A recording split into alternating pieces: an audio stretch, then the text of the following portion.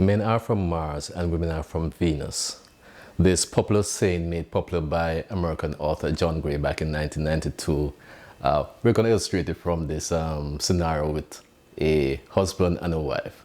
So the wife says to her husband, "Our new neighbor is always kissing his wife before he goes to work. Why don't you do that?" Husband replied, "How can I? I hardly know her." See what I mean? So this is second of a 5-part series that I started last week on marriage. Is it all that? And this week is all about living together. So it's going to get little bit rocky this week. So tighten your seatbelts as you look at the dynamics and look at the various characteristics, the various issues that arise from a married couple living together. So let's get right into it. Living together, as you would imagine, can pose various challenges for the couple. As you would imagine, there are so many different things that are going on right here now, different background, different expectations, different goals and different dreams, aspirations, and so on. And so here's what happens. As we say, here's where the rubber actually meets the road as this couple now begins to discover that his or her partner is not as perfect as they appear to be. All right, let's look at this scenario. Simple scenario, and it has to do with communicating. Husband is watching television and wife is cooking dinner, or vice versa. And the wife who is cooking dinner says, "You know, this meal is taking me a bit longer than I expect, but it will be ready probably in another 45 minutes because I didn't expect it's going to take me so long."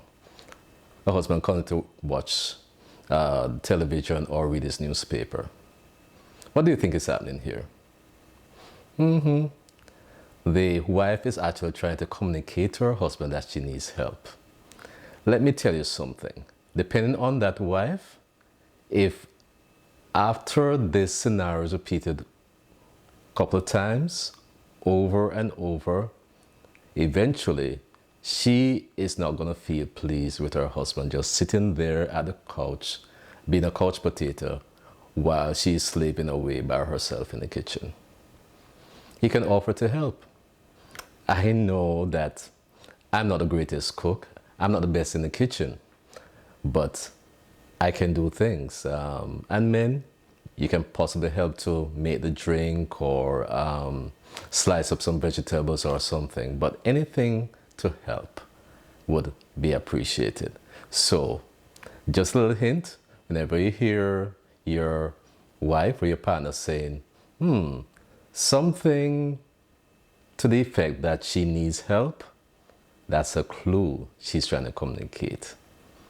Unfortunately, what happens is that the Mars in men just hears this as her possibly saying that the meal is going to take longer, period. That's it.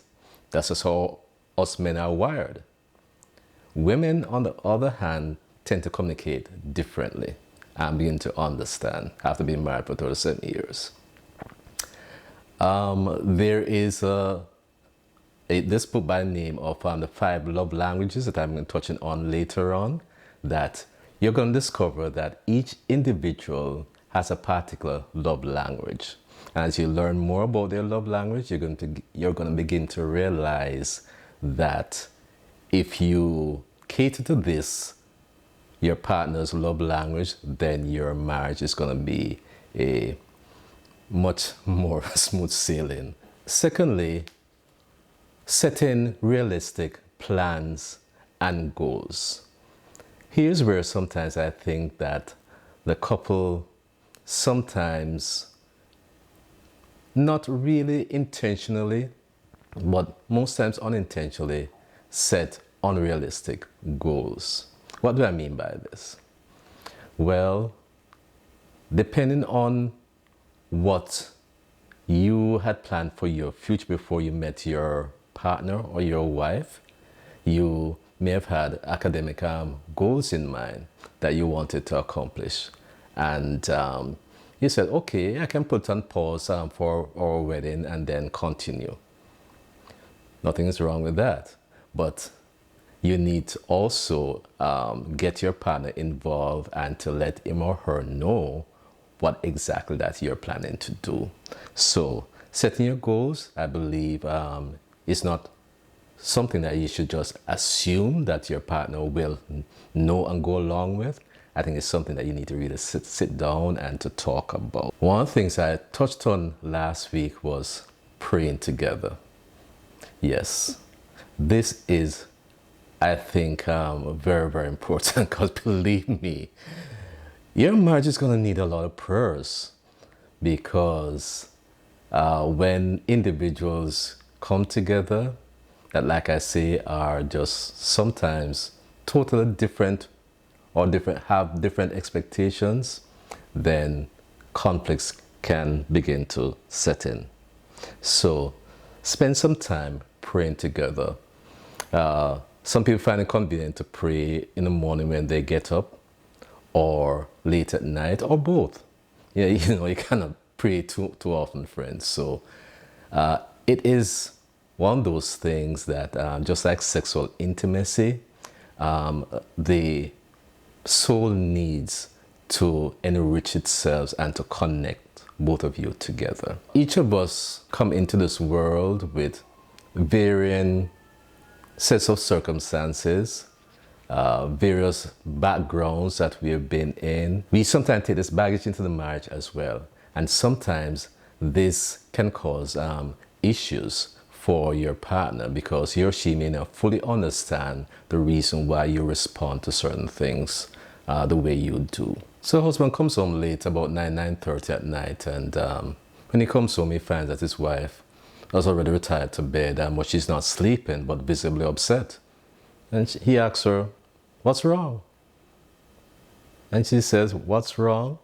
You normally come home early, and you could even give me a call or a text to let me know that you're coming home this late."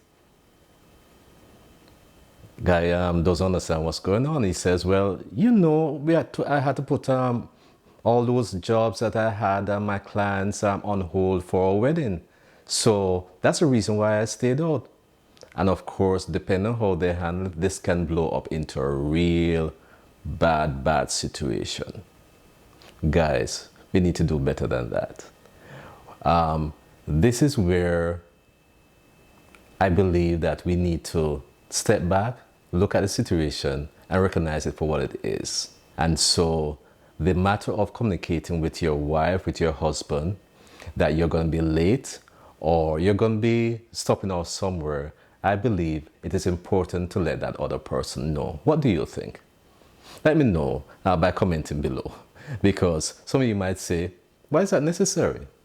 Well, what I've found over time, I've been married, that it is necessary, because at least it lets your partner know in the event that something happens where you are. So, especially in these days now where you can communicate very, very easily on your phone by texting, calling, and so on. So, I mentioned last week that I'll share some scriptures with you. And here's the first one, taken from Ephesians chapter 4, verse 29.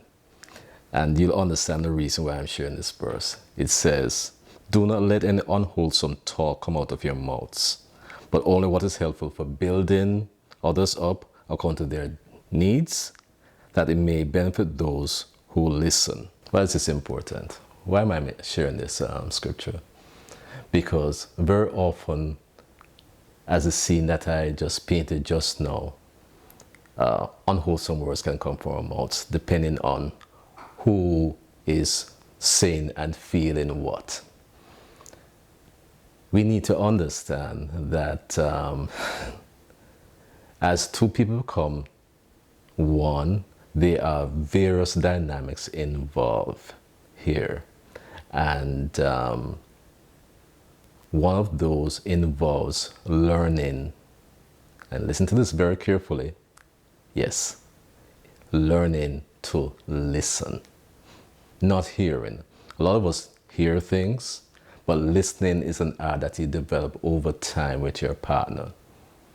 Each person have individual needs, and like I say, depending on the person's love language, you may not understand the reason why that person is responding. But according to this very popular novel now, The 5 Love Languages, the first one is acts of service. And by acts of service, it means like the illustration I gave about the husband being a couch potato and the wife was in the kitchen slaving away. This wife's love language could possibly be acts of service. And that means that if somebody comes along and help her to do things or do things for her or with her, that will actually help to motivate her and to feel warmer towards her partner or husband. Then you have words of affirmation. What do you think this means? Words of affirmation means that you say nice things about the person, like, oh, I really like the way you did this the other day.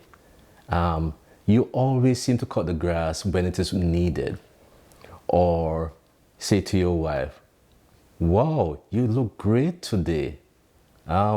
What's up? Quality time is the next love language. And quality time has to do with spending time with that person. That person just loves when you just spend time with him or her. There's a love language of gifts. Person loves to receive gifts or give gifts or both. You know, here's an individual who, for whatever reason, kind of relates to gift giving or receiving as expression of love. I think this one goes without saying. Physical touch. There are some individuals who love to be held, to be hold that person's hand, embrace, kiss, whatever it may be. This is this person's love language, and over time you will eventually learn what your partner's love language is. I'm hoping that you're enjoying the series so far. But before we close off today, I'd like to end with a section of that same chapter in Ephesians that I shared earlier. Verse 31 says, get rid of all bitterness, rage and anger, brawling and slander, along with every form of malice. Be kind and compassionate to one another, forgiving one another, just as in Christ God forgave you. There is a mouthful to be said in all of this. As man and wife comes together to live under the same roof, in Jamaica we have a saying, teeth and tongue are gonna meet. So, but there are ways in which to handle when you have differences. And this word that we just read from the New International Version, NIV version, is saying that we should not get bitter with one another, because that can cause all sorts of issues, as you'll see later on in this 5-part series. But for now, I'd like to thank you guys for tuning in this week. And next week, we're going to be looking at the various challenges in marriage. Challenges that can come from having children or not having children. Challenges from career and your studies, your academic pursuits and so on. And here's a big one. How each of you handle money. This can be a very sore point. And if you do have kids, how do you discipline them? Which one of you discipline them? Or is it going to be both? And how?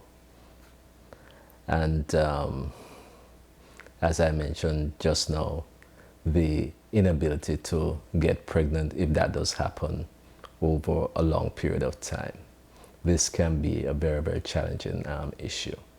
I'm no expert on this, but I'm just saying that there are various areas of counseling and help that folks can actually get into when things like this happen. Don't keep it to yourselves, folks. I know it's a very private issue, but sometimes there are help out there that you can actually access.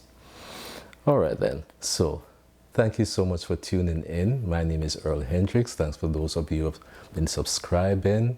and for commenting. I'd love for you to be commenting more often and sharing, hitting the notification button when you do subscribe if you're new, because whenever I release videos, it's going to pop up on your phone that there has been the next video release in this series. And so leave your comments and share these videos as you go along. I really appreciate what you're doing. Okay, so until next week, it is Earl Hendricks, and ta-ta for now.